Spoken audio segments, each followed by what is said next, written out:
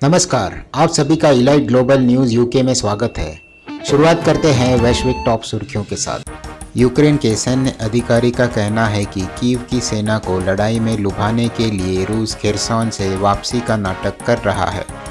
Ukraine की सेना के प्रवक्ता ने शनिवार को कहा कि रूस प्रमुख दक्षिणी शहर में सड़क पर लड़ाई में यूक्रेन सेना को लुभाने के लिए खेरसॉन से पीछे हटने का भ्रम पैदा कर रहा है। यूक्रेन को कम्युनिकेशन आउटेज का सामना करना पड़ा जब 13,000 स्पेसएक्स उपग्रह इकाइयां फंडिंग के मुद्दे पर ऑफलाइन हो गई। आउटेज से परिचित दो स्रोतों के अनुसार यूक्रेन की आशंका है कि उसके सैनिक एलॉन मस्क की महत्वपूर्ण स्टारलिंक इंटरनेट सेवा तक पहुंच खो सकते हैं। पिछले एक हफ्ते में सेना के 1300 उपग्रह इकाइयों के ऑफलाइन हो जाने के बाद संकट और गहरा गया। जर्मन बचाव जहाज ह्यूमैनिटी एक सिसिली बंदरगाह में प्रवेश, कई नाबालिगों को उतारा। इटली ने 179 प्रवासियों को ले जाने वाले एक मानवीय बचाव जहाज को सिसिली के एक बंदरगाह में प्रवेश करने और रविवार को नाबालिगों को उतारने की अनुमति दी, जबकि 3 अन्य जहाज सुरक्षित बंदरगाह पे आने के अनुरोध का जवाब देने से इनकार कर दिया, जो पास के पानी में 900 से अधिक लोगों को ले जा रहा था। मेक्सिको शहर के डे ऑफ डेड सेलिब्रेशन में आतिशबाजी से 17 लोग घायल। मेक्सिको में डे ऑफ डेड सेलिब्रेशन के दौरान हुई आतिशबाजी विस्फोट में 17 लोग घायल हो गए। अधिकारियों ने रविवार को यह जानकारी दी। इराक की राजधानी में आग, इमारत गिरने से 20 लोग घायल।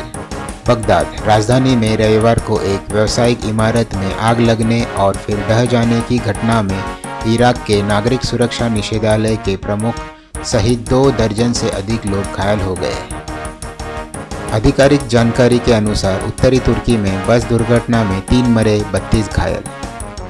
जापान के प्रधानमंत्री ने नौसेना की अंतर्राष्ट्रीय समीक्षा में सेना को मजबूत करने का संकल्प लिया।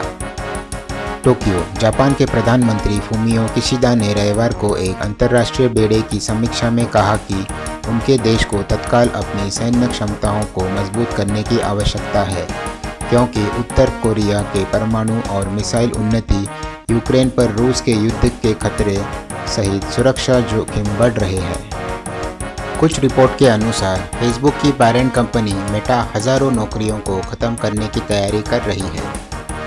वैश्विक आर्थिक मंदी के बीच पिछले महीने अपने बाजार मूल्य से $80 बिलियन का सफाया करने के बाद फेसबुक की मूल कंपनी मेटा कथित तौर पर हजारों नौकरियों में कटौती करने की तैयारी कर रही है। रविवार को वॉल स्ट्रीट जर्नल ने बताया कि बुधवार को की जाने वाली कटौती से वैश्विक स्तर पर मेटा 87,000 कर्मचारियों को प्रभावित होने की उम्मीद है। एलॉन मस्क का ट्विटर ब्लू चेकमार्क के लिए $8 चार्ज करना शुरू करने के लिए ऐप अपडेट किया गया।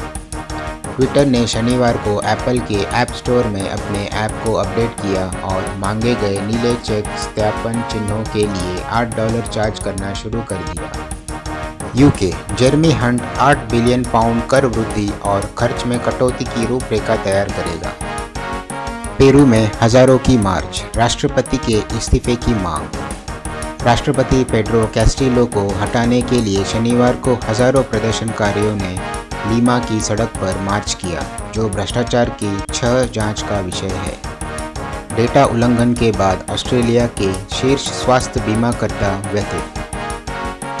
ऑस्ट्रेलिया के सबसे बड़े स्वास्थ्य बीमाकर्ता मेडीबैंक प्राइवेट लिमिटेड ने अक्टूबर में एक बड़े पैमाने पर डेटा उल्लंघन की सूचना दी, जिसने अपने वर्तमान और पूर्व ग्राहकों की व्यक्तिगत और चिकित्सा जानकारी से समझौता किया और इसके स्टॉक मूल्य में लगभग 5वां हिस्सा घटा दिया।